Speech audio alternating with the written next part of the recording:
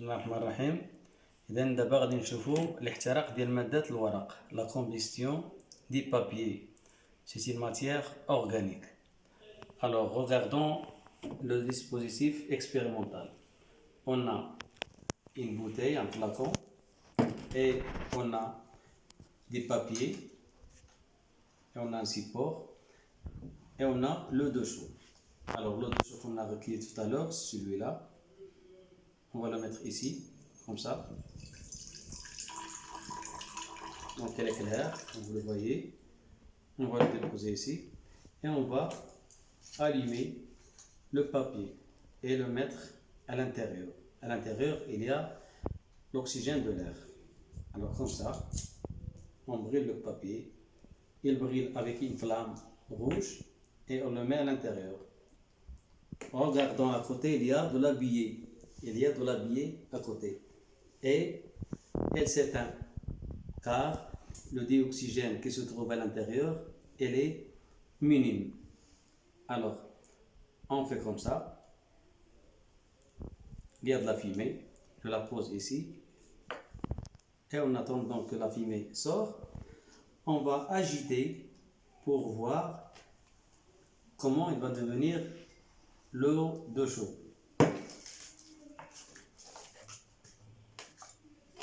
Comme ça. Alors regardons. L'eau de chaud se trouble. Et le trouble de l'eau de chaud, qu'est-ce qu'il nous indique?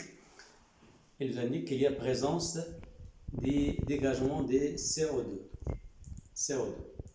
Donc, le papier brûle dans l'oxygène de l'air. Elle donne la vapeur d'eau qui se condense ici et on le voit sous forme de billets. Donc, quelles sont les constitutions du papier? Alors, regardons.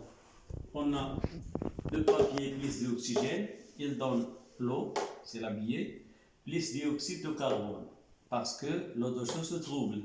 Et d'autres corps. Alors, les autres corps, on a ici la cendre. On a la cendre ici. Donc, ce sont des corps qui se trouvent avec l'eau et le dioxyde de carbone. Alors, on a le papier. De quoi il est constitué? Le dioxygène, c'est O2. L'eau, c'est H2O. Dioxyde de carbone, c'est CO2.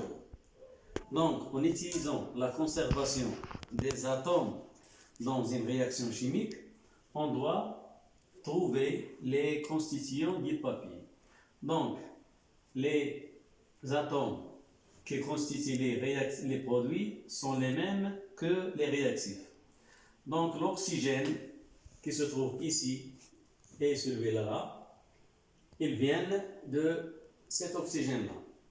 Mais l'hydrogène et le carbone, ils viennent du corps qui a réagi avec l'oxygène. Donc, le papier, il contient les atomes d'hydrogène et il contient les atomes de carbone. Il peut contenir, comme d'autres exemples, par exemple ce papier-là, il y a de l'encre ou bien il y a quelque chose. Donc, l'essentiel, c'est qu'il contient l'hydrogène et le carbone. Donc, toute matière organique doit contenir ces deux atomes, carbone et hydrogène. Et elle peut contenir autres atomes comme l'oxygène, ou bien le chlore, ou bien l'azote, ou bien le soufre, et ainsi de suite. Donc, la combustion du plastique PE. C'est la même observation qu'on a observée avec le papier et la combustion dans le dioxygène. Donc la combustion du plastique, il donne toujours H2O et CO2. Si le plastique contient les atomes de carbone et d'hydrogène seulement, mais autres plastiques comme le PVC, il contient les atomes du chlore, Cl. Donc, les produits de la réaction du type PVC avec le dioxygène, ils donnent H2O plus CO2 plus HCl.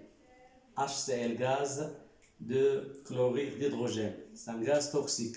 Donc il ne faut pas brûler les matériaux plastiques, mais on doit les recycler. C'est mieux.